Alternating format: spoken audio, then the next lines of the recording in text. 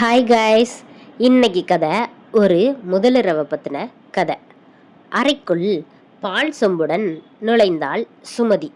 கதிர் கட்டில் அமர்ந்து ஏதோ தீவிரமாக யோசித்து கொண்டிருந்தான்.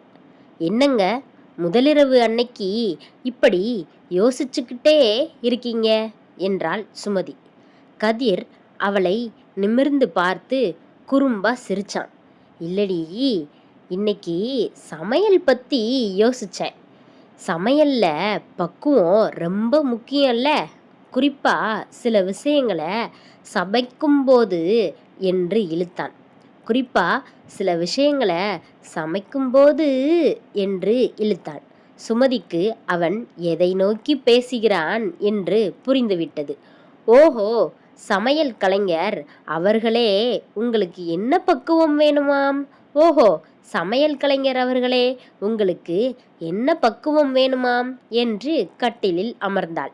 கதிர் மெதுவாக அவளது கைகளை பிடித்து, இப்போ இந்த தக்காளி பழம் இருக்குல்ல, அதை சும்மா தொட்டாலே செவந்துடும்.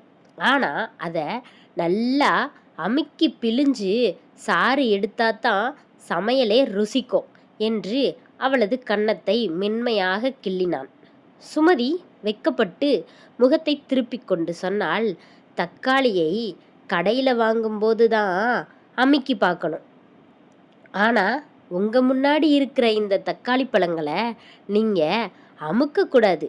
மெதுவாக வருடி உங்கள் அன்பாலேயே உருக வைக்கணும். அப்போ தான் சாறு தானாக சுரக்கும். கதிர் அசந்து போய், அடி பாவி, பக்குவத்தை விட நீ பெரிய ஆளா இருக்கே என்றான். கதிர் அவளது காதோரம் நெருங்கி மிளகாய் என்று சொன்னான்.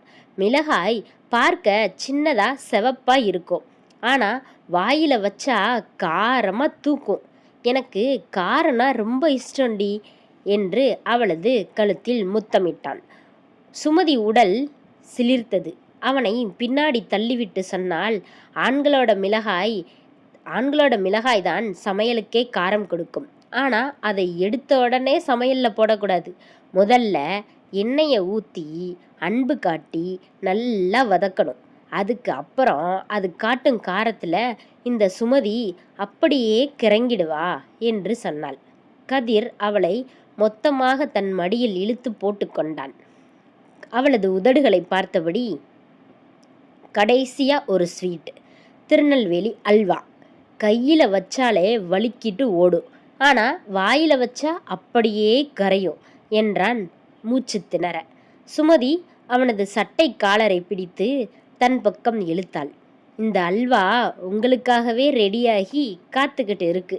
வழுக்க விடாம உங்கள் உதடுகளாலேயே மெதுவா சுவைச்சு அப்படியே முழுங்கிடுங்க.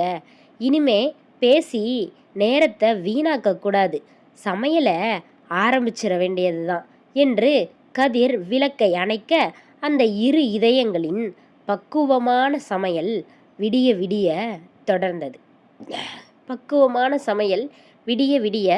தொடர்ந்தது. இந்த கதை பிடிச்சிருந்தா மறக்காமல் சப்ஸ்கிரைப் பண்ணுங்கள். அப்படியே நம்ம சேனலை சப்ஸ்கிரைப் பண்ணாதான் இதே மாதிரி வீடியோ உங்களுக்கு கண்டினியூஸாக நீங்கள் பார்க்க முடியும். பாய் ஃப்ரெண்ட்ஸ், மறக்காமல் சப்ஸ்கிரைப் மட்டும் பண்ணிடுங்க. அப்படியே லைக் பண்ணுங்கள், கமெண்ட்டும் பண்ணிடுங்க.